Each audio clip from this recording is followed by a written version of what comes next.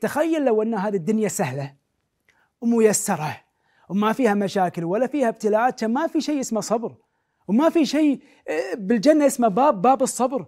وشون يفوز الصابرين أن يدشون الجنة بغير حساب؟ لابد أنهم يصبرون على هذه الابتلاءات ومشاكل هذه الدنيا. هل معنى هذا الكلام أن احنا نكون دائما سعيدين وما نحزن؟ أبدا، لا بالعكس. لا يعقل الحياة من غير حزن. الحزن والضيق لابد منهم في هذه الحياة. نحزن ونتضايق ولكن ما نعترض على أمر الله سبحانه وتعالى، نجرح نكسر، ولكن لكل داء دواء بإذن الرحمن. فدواء كل هذا الصبر الجميل. بالصبر جروحنا والله راح تبره، بالصبر كسورنا والله راح تجبر. تأتي المصايب كالريح تحاول أن هي تهدمنا، ولكن هناك جندي يتصدى لها ويكسر عن أنيابه فيقاوم كل ما هو عسير وشديد، وهذا الجندي هو صبرنا. الصبر نوعان: صبر جميل، صبر وإيمان بأن هذا الأمر من قضاء الله سبحانه وتعالى، فأصبر وما أتذمر على الله سبحانه وتعالى كتبه لي. والصبر النوع الثاني اللي هو الصبر الغير جميل، صبر مع سخط وغضب على أمر الله سبحانه وتعالى. بالصبر الجميل الحال دائما يتحسن وبشارات تهل علينا، بالصبر الغير جميل يبقى الحال على ما هو عليه.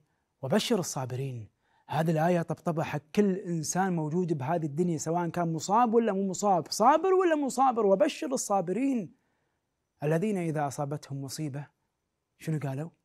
قالوا إنا لله وإنا إليه راجعون.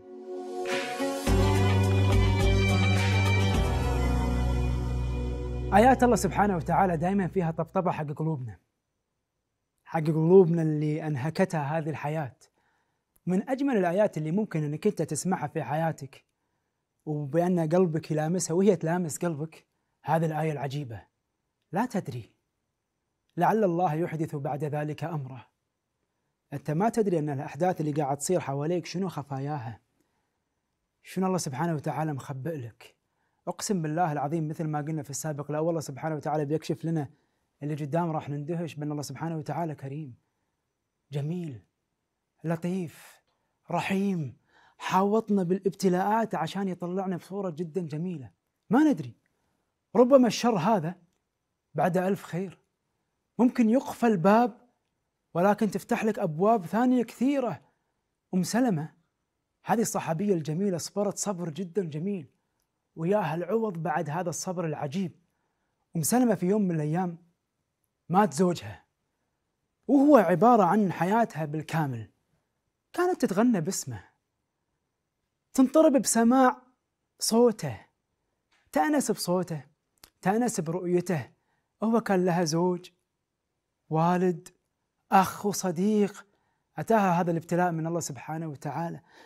وشون أشد من هذا الابتلاء أن الله سبحانه وتعالى يأخذ أمانة إنسان ويتوفاه ويبتعد عنك، وتحاول أنك أنت تعيش